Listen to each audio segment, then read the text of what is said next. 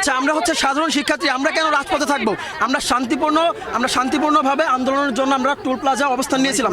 সেখানে আমাদের নির্মমভাবে পিটিয়েছে এবং আমি আমার একটি বোনকে বাঁচাতে গিয়ে আমি মার খেয়েছি।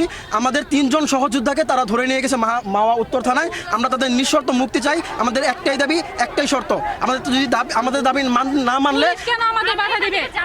পুলিশ কেন আমাদেরকে বাধা দিবে? আমাদের 3 জন সহযোদ্ধাকে গ্রেফতার করা হয়েছে। আমরা চেয়েছি শান্তিপূর্ণভাবে সমাবেশ করতে। আমরা সরকারি নৌজন কলেজ বিশ্ববিদ্যালয় থেকে এসেছি। আমাদের কলেজের সামনে সকালবেলা স্টুডেন্টরা দাঁড়াইছে, ওরা ওদের মতো শান্তিপূর্ণভাবে ছিল। নৌজন পুলিশরা ছাত্রদের উপর হামলা করেছে, তাদেরকে পেটানো হয়েছে। কেন? পুলিশ আমাদের বন্ধু, এই বন্ধুর নমুনা।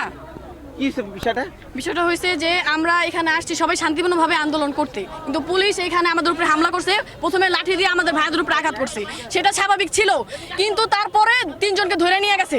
নেওয়ার পরে আমাদের উপরে বম ব্লাস্ট করছে। পুলিশ কি জনগণের বন্ধু? এটাই তার নমুনা।